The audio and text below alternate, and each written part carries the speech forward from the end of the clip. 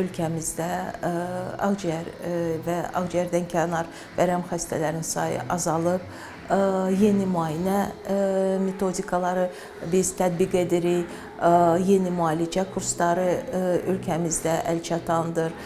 Dünyada tanınan hər hansı bir müayinə metodu, hər hansı bir müalicə metodu bizim dövlətin sayəsində bizim xəstələrə əlçatandır. Son 10 ildə demək olar ki, xəstələnmə faizi, yəni ki, 100 min əhaliyə yeni vərəm halların sayı 2 dəfə azalıb.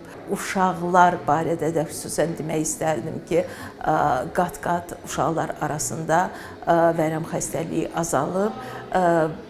Bu sanatoriy illərdir sümük oynaq vərəmi olan xəstələr üçün olan sanatoriydir və tam sizə məlumat çatdırmaq istərdim ki, hal-hazırda Azərbaycanda sümük oynaq vərəmi olan uşaq xəstəsi yoxdur.